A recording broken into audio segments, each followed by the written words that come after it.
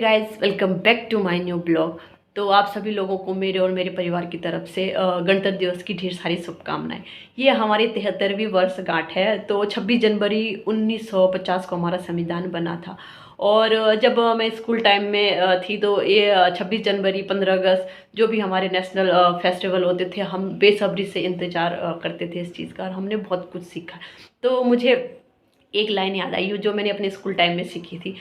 Because मैं Indian army से belong करती हूँ, तो मुझे अपने इंडियन आर्मी की एक जो इंडियन आर्मी का मोटो होता है वो मुझे याद आ रहा है कि सर्विस बिफोर सेल्फ, यानी कि हर सैनिक में स्वयं से पहले सेवा का भाव रहता है। तो कहा गया है कि हमारे देश की सुरक्षा, सम्मान और कल्याण सबसे पहले आता है। तो ये हमारे इंडियन आर्मी का मोटो है।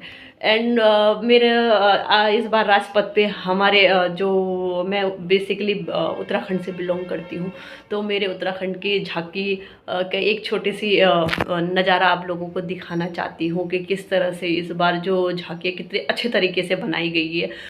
तो चलिए, परेड के साथ साथ हम परेड भी देखेंगे और साथ साथ में मेरे उत्तराखंड की झांकी को भी देखना और देख के बताना कि आप लोगों को कैसी लगी। तो चलिए।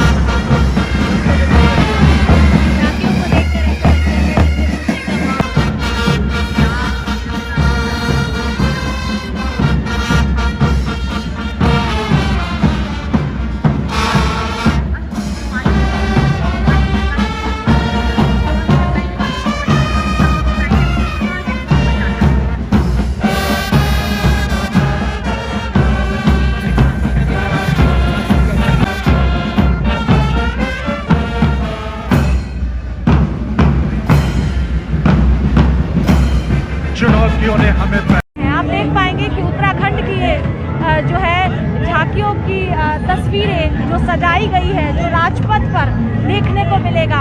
75 आज़ादी का अमृत महोत्सव लिखा गया है और इसके साथ ही जो देवभूमि उत्तराखंड है उसकी तस्वीरें झलक आप देख पाएंगे। इसमें हम लोगों ने हेमकुंड साहिब, पवित्र जो हेमकुंड साहिब का गुरुद्वारा है उसको दिखाया है। इसके अतिरिक्त जो झांकी का मध्य भाग है उसमें डोबरा चाटी पुल और टिहरी डैम को दिखाया गया है। और इसके अतिरिक्त जो पीछे वाला पार्ट उसमें पवित्र श्री बद्रीनाथ मंदिर को दिखाया गया है। और झांकी का जो साइड का पार्ट है उसमें फूलों की घाटी और ऑल वेदर रोड को दिखाया गया है। यानी इस बार कॉम्पैक्ट रूप से जो हमारी झांकी उत्तराखंड को आपको राजपथ पर देखने को मिलेगी वो एक बहुत ही शानदार और अद्भुत होगी। विकास के कार्य भी देखने को मिलेंगे राजपथ पर इस बार। निश्चित रूप से चूंकि प्रगति की ओर बढ़ता हुआ उत्तराखंड झांकी का विषय है, तो ऑल वेदर रोड को भी हम लोगों ने झांकी में दिखाया है। और इसके अतिरिक्त जो टूरिज्म पिछले 5-7 सालों में टिहरी गढ़वाल में टिहरी डैम के वजह से बढ़ा है, तो इसी वजह से टिहरी डैम को भी हमने टूरिज्म पॉइंट ऑफ व्यू से झांकी के उसमें दिखाया है। इसके साथ ही सर बद्रीनाथ की तस्वीरें भी देखने को मिल रही है, उसके बारे में क्या कुछ खास? निश्चित रूप से ये 4 धामों में जो उत्तराखंड के 4 धाम है, गंगोत्री, यमुनोत्री, केदारनाथ और बद्रीनाथ। तो इस बार झांकी का जो हमारा पीछे वाला पार्ट है उसमें पवित्र श्री बद्रीनाथ धाम को हम लोगों ने झांकी में दिखाया है। बिल्कुल, देखिए साफ तौर पर आप देख पाएंगे कि बद्रीनाथ की तस्वीरें भी आप देख पाएंगे।